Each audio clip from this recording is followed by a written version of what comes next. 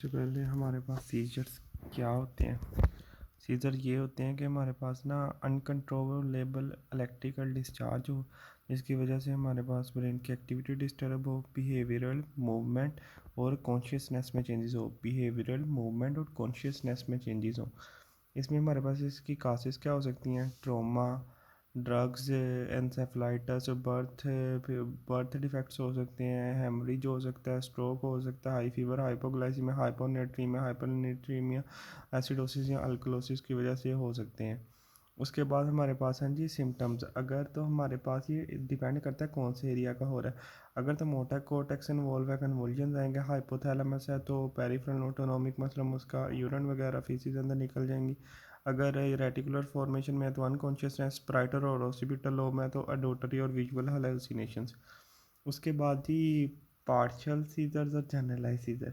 Simple, partial simple, simple complex, grand mal, status epilepticus, ये हमारे पास ना, हम सारे इनको आगे देख लेते हैं। पार्शियल जो से है ना, इनमें होते हैं ये जो से सीज़र है ना, पार्शियल सीज़र, इनमें ना हमारे पास एक स्पेसिफिक एरिया इन्वॉल्व होता है जो कि लोकली होता है। तो ये हमारे पास स्पेसिफिक एरिया होता है, ये थोड़ी देर के लिए होते हैं। इसमें हमारे पास सिंपल पार्शियल में ना आपने देखना है कि एबनॉर्मल डिस्चार्ज है, जैसे मुंह की नहीं एक मूवमेंट हो रही है हल्की सी, लेकिन पेशेंट कॉन्शियस है, उसको पता है बस मूवमेंट हो रही है, पेशेंट पर कॉन्शियस है, 60 to 90 सेकंड्स के लिए होगी। पेशेंट को 15 से 30 मिनट के लिए इस अटैक के बाद ना वीकनेस होगी। कम्प्लेक्स पार्शियल सीजर ये है कि हमारे पास लोकलाइज्ड ऑनसेट होता है पर वो स्प्रेड कर जाता है। इसकी वजह से पेशेंट की मूवमेंट जो सी होती हैं, मूवमेंट के साथ साथ पेशेंट की जो सी कॉन्शियसनेस होती है वो भी अल्टर होती है और वो गिर भी जाता है पीछे को। उसके बाद हमारे पास आ जाते हैं जी जनरलाइज सीजर। जनरलाइज सीजर में ना ग्रैंड माल सीजर, इसमें हमारे पास लॉस ऑफ कॉन्शियसनेस होता है और दोनों हेमिस्फेयर इन्वॉल्व होते हैं। ग्रैंड माल सीजर जिनको टोनिक क्लोनिक सीजर भी कहते हैं। टोनिक का मतलब होता है जिसमें हमारे पास अकड़ जाना। टोनिक में हमारे पास एक्सटेंसर जो से होंगे वो स्पैदम हो जाएगा, और हमारे पास क्लोनिक सीजर में ना जिसकी हमारे पास टोन कम हो जाती है, मतलब जर्क्स वगैरह आएंगे ना, टोन कम होगी तो वो जर्क करेगा। तो ये देखें, ये अगर आप ये वाला देखें तो ये इसको हो गया इसका टोनिक फेज, ये क्लोनिक फेज है, ये इसको झटके लग रहे हैं।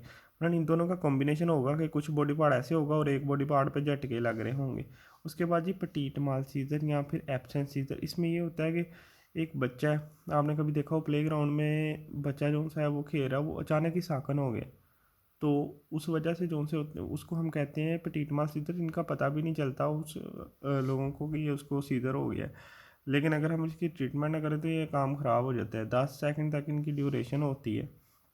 स्टेटस एपिलेप्टिक का मतलब ये होता है कि 2 से ज़्यादा सीजर आ जाएं और उनमें कोई ना पीरियड ना हो, कोई पीरियड उनमें रिकवरी का ना हो। 20 to 30 मिनट से एक सीजर होना चाहिए। ईईजी, हिस्ट्री स्कैन, एमआरआई से हम इसको कर सकते हैं। अच्छा जी, स्टेटस एपिलेप्टिकस में हमने कैसे ट्रीट करना है? सबसे पहले उसका एयरवे, ऑक्सीजन देनी है, कार्डियक, रेस्पिरेटरी, ये भी सी डी है वैसे, और आईवी लाइन सिक्योर करनी है। उसके बाद उसको लोराजिपैम देना है या डाइजिपैम देना है। उसके बाद अगर नहीं रिस्पॉन्स आता फिर दोबारा बेंजोडाइजपैम लगाना है। अगर फिर रिस्पॉन्स 30 मिनट तक नहीं आता तो उसको फेनिटोइन लगा देना है। उसके बाद आ जी थेरेपी। थेरेपी में सबसे पहले आपने मोनोथेरेपी फर्स्ट लाइन पे सबसे लो डोज से शुरू करनी है। अगर सही हो गया तो 2 दिन में विड्रॉल करना है। अगर सीजर परसिस्ट करते हैं तो थेरेपी को इंक्रीज़ करना है। अगर फिर सही हो गया तो पेशेंट को 2 साल में विड्रॉल कर लेना है। अगर सही नहीं हुआ तो उसका दोबारा रीएवैल्यूएट करना है। फिर उसको पहली ड्रग टेपर ऑफ करनी, दूसरी ड्रग देनी शुरू करनी है। अगर दूसरी ड्रग से सही हो गया, वैलिड गुड, 2 से 5 साल में हटा देंगे। अगर नहीं सही हुआ तो उसको हम पॉलीथेरेपी देंगे। अगर पॉलीथेरेपी से वो सही होगा तो उसको 2 से 5 साल में हटा देंगे। अगर हमारे पास सीजर परसिस्ट करें तो फिर हम रीएवैल्यूएशन करेंगे। अब हमारे पास ना डिफरेंट टाइप के एंटी एपिलेप्टिक होते हैं ड्रग्स, जिनके नाम ये सारे लिखे हुए हैं। जब मैकेनिज्म ऑफ एक्शन पढ़ेंगे आपको नाम भी याद हो जाएंगे। अच्छा, सबसे पहले हमारे पास पार्शियल टोनिक-क्लोनिक, पेटिट मास, स्टेटस एपिलेप्टिकस और फिब्राइल सीजर्स। अच्छा, इसका ना मैंने ज़रा और तरह किया था। सबसे पहले हम एक बुक से करते हैं, मैंने इधर लिखा हुआ था हल्का सा। सबसे पहले आप ना ये देखें, ऊपर मैंने लिखा हुआ है टोनिक क्लोनिक सीजर और पार्शियल सीजर।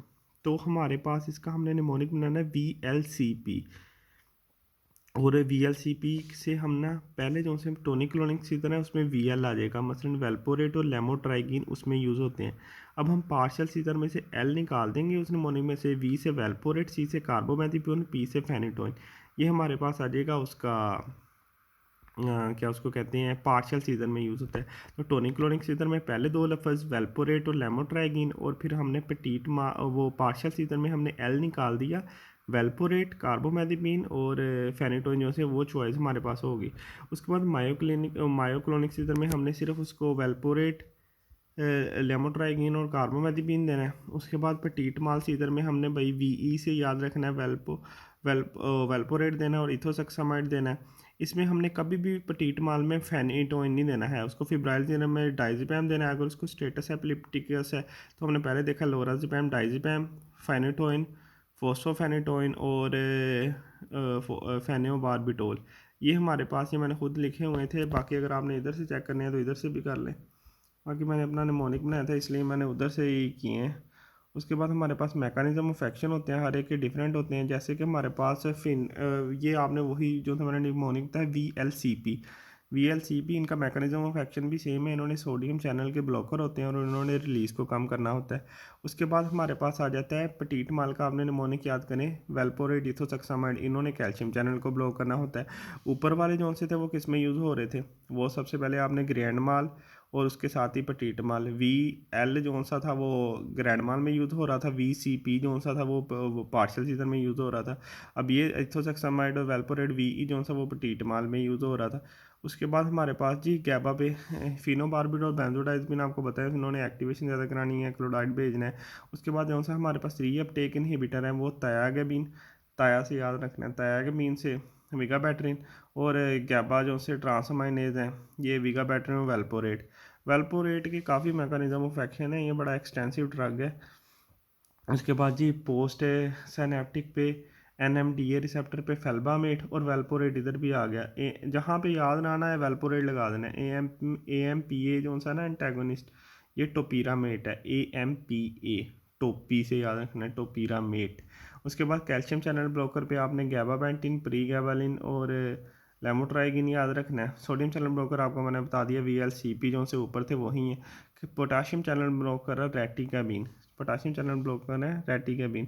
अब जो इनके कॉमन एडवर्स इफेक्ट है ना, ये आपने याद रखने हैं, blood vision, diplopia, fatigue, ataxia, GIT upset, skin rashes, hepatotoxicity, ये 5 आपने हर एक में लिख देने। यूनिक साइड इफेक्ट यहाँ पे हाइपरप्लेरिया लिखा हुआ है फेनिटोइन का, और हेयर लॉस, वेट गेन, एवेल्पोरेट का ये हम आगे जाके डिटेल में पढ़ लेंगे। बस आपने ये याद रखने, ब्लड विजन उसको है पेशेंट को, उसको GIT डिस्टर्बेंस हो जाएगी, उसको फटीग और स्लीपीनेस, फिर उसके बाद उसको से स्किन रैश हो जाएगी, हेपेटोटॉक्सिसिटी हो जाएगी। जो सब हमारे पास होते हैं इनकी बायोअवेलेबिलिटी बड़ी अच्छी होती है। फेनिटोइन, वेल्पोरेट, कैसिड, बेंजोडाइज़मीन, ये होते हैं हमारे पास। प्रोटीन बॉन्ड फेनिटोइन आपको पता है, ये हमारे पास ना पोटेंट इंड्यूसर जो से होते हैं हेपेटिक एंजाइम के। ये हमने निमोनिक में भी किया था, कार्बामेथिमिन, फिनोबार्बिटोल, फेनिटोइन, ये इसके इंड्यूसर्स हो गए। और वेल्पोरेट, फेल्बामेट, ये दोनों ही आपको याद हों शायद, ये NMDA रिसेप्टर के एंटेगोनिस्ट थे। तो ये दोनों हमारे पास जो से ये इसके इनहिबिटर्स हैं। बाकी अब हम इंडिविजुअल ड्रग्स पे आ जाते हैं। फेनिटोइन जो सा आप याद करें, फेनिटोल हमने कहाँ पे पढ़ा था, फेनिटोइन हमने सबसे पहले सीजर्स में पढ़ा था। ग्रैंड माल सीजर आपको मैंने पहले पढ़ाया, पार्शियल दूसरे पे। ये जो सा फेनिटोइन है ग्रैंड माल और पार्शियल दोनों में यूज़ हो रहा है, मैंने आपको वहाँ पे बताया था। ये पेटीट माल सीजर में यूज़ नहीं करते, न्यूरोपैथिक पेन है जो सी, उसमें इसको ना यूज़ कर लेते हैं। अब आपको एक मज़े की बात पता चलेगी, न्यूरोपैथिक पेन का इलाज भी है, न्यूरोपैथिक पेन ये करवा भी देता है। उसके बाद हमारे पास वो 5 आपने लिख देने हैं, ataxia, headache, diplopia, hallucinations, hyper sensitivity, ये हमने इसमें लिख देना है। मेगैलोब्लास्टिक एनीमिया ये करवाता है। उसके बाद आपको शायद याद हो, ये टेराटोजेनिक था, ये हमारे पास हाइपरप्लेजिया ऑफ गाम्स करा रहा था, हिचुइज्म आपको मैंने बताया था ना, न्यूरोपैथी का इलाज भी है, न्यूरोपैथी करवाता भी है। उसके बाद हमारे पास आ गया जी फोस्फोफेनेटोइन, ये इसकी इनएक्टिव फॉर्म होती है, मोर वाटर सेलेबल, IM देते हैं, ये कन्वर्ट हो जाती है उसी में। कार्बामेथिपिन भी आपको याद हो, VLCP उधर ही आता था।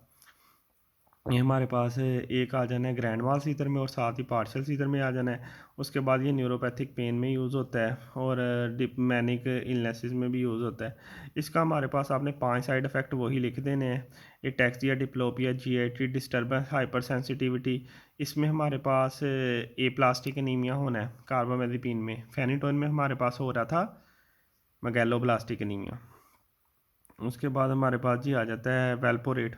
वेलपोरेट का आपको मैंने बताया था, बड़ा इसका ना एक्सटेंसिव है इसके मैकेनिज्म ऑफ एक्शन, और ये हमारे पास हर तकरीबन सीज़न में यूज़ हो सकता है। ये हमारे पास इसमें वेलपोरेट है जो से जीआईटी डिस्टर्बेंस, एलोपेशिया, हेपेटोटॉक्सिक, ये तो आपको पहले पता है। एलोपेशिया और टेराटोजेनिक इसका इफेक्ट जो है वो आपने याद रखना है। वैसे आपने ये याद रखना है कि जैसे मैंने आपको पहला निमोनिक बताया था ना, वीएलसीपी, ये हमारे पास टेराटोजेनिक ही हैं चारों ड्रग्स ही।